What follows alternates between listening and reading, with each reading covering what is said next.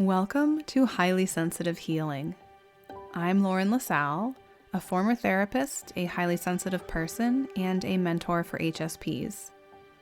For too long, I felt like there was something wrong with me.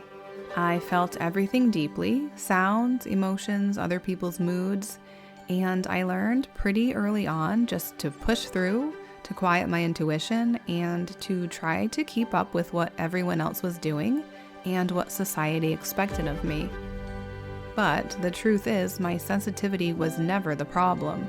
I just didn't have the language, support, or tools to understand it. This podcast was created for highly sensitive people who are tired of trying to toughen up or fix themselves and are ready to heal in a way that honors how they're wired. Here, we talk about nervous system regulation, unhelpful thought patterns, emotional overwhelm, and self-trust through a gentle, compassionate lens. You don't need to become someone new to feel better. You don't need to push harder or try more. You get to learn how to care for yourself in ways that actually work for you. If you've ever felt overwhelmed, misunderstood, or like you were carrying too much, this space is for you. My hope is that each episode helps you feel a little less alone and a little more at home in yourself. So, wherever you're listening from, welcome. Take a breath, settle in, and let's begin. Welcome to episode 4 of my podcast mini course, Reclaim Your Calm. This episode is exciting because this is where we begin to gently change the unhelpful stories. So when I say stories, I'm talking about the stories that we first noticed in episode 1. The stories that settled into our bodies, like we explored in episode 2, and the ones that we learned to interrupt in the moment in episode 3. So now what? You've noticed the thought. You felt it tighten your chest or drop into your stomach. Maybe you've even caught it mid-spiral, but how do you actually shift it? You don't shift it by forcing yourself to think positively.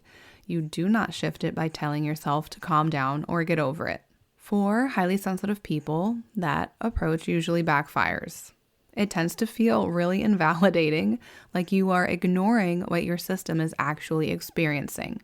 What does work is creating believable and compassionate replacements, thoughts that feel like a bridge rather than a leap.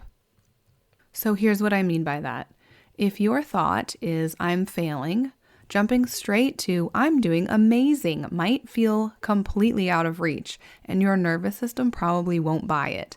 But a bridge thought might sound like, I am having a hard moment, and that doesn't mean I'm failing. So can you feel the difference there? We are not denying reality, we are widening it. We are creating room for a gentler truth that your system can actually receive. So let's walk through a few examples. If your original thought is, I'm doing everything wrong, your bridge thought might be, I'm learning as I go and that's okay. If your original thought is, I can't handle this, your bridge thought might be, this is overwhelming and I'm still showing up. If your original thought is, I'm too emotional, your bridge thought might be, I feel things deeply and that sensitivity holds wisdom. So these bridge thoughts honor your experience without adding any shame, because we just don't need that, do we? They allow you to stay grounded while slowly rewriting the script. You can also create some short phrases or reminders that can support you in moments of overwhelm, such as, I don't have to do this perfectly, I am allowed to need rest, and my sensitivity is not a flaw. You might want to write these down, save them as reminders on your phone, or quietly repeat them during your day while making coffee, brushing your teeth, or taking a few slow breaths, because repetition matters. The old stories that we have been telling ourselves and that our systems now believe became beliefs because they were repeated, usually for years and years and years. And so for these new, kinder thoughts to really sink in and become a belief, they need repetition too. Each time you return to a more compassionate story, you are creating new pathways in your brain. You are literally changing how you relate to yourself. So let's practice together for a moment. If it is safe, if you are not driving, if you are in a place where you can do this, close your eyes or soften your gaze and take a slow breath in and a long breath out. Bring to your mind a thought that's been showing up a lot lately, something that is unkind or heavy. What is that thought?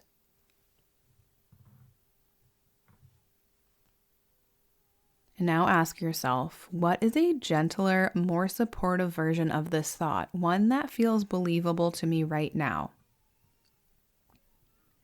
You can say it quietly in your mind or whisper it to yourself and notice how it feels in your body.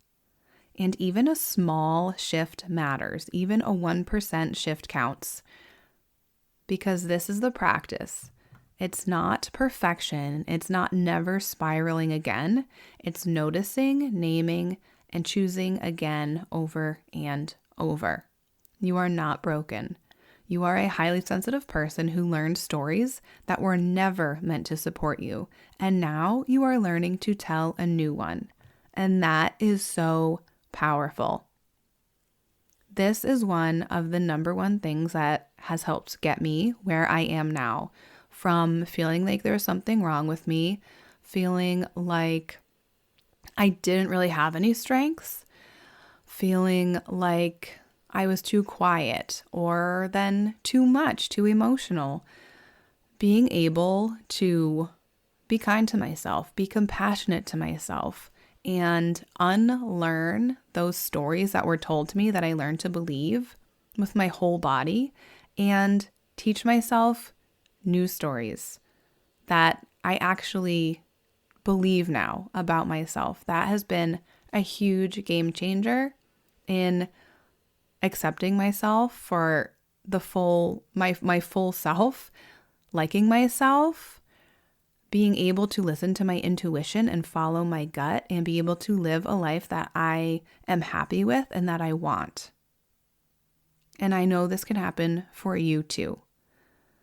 So next week, in our last episode of this mini course, we will talk about how this work can be sustainable and how you can meet yourself with compassion when old patterns resurface, because they will.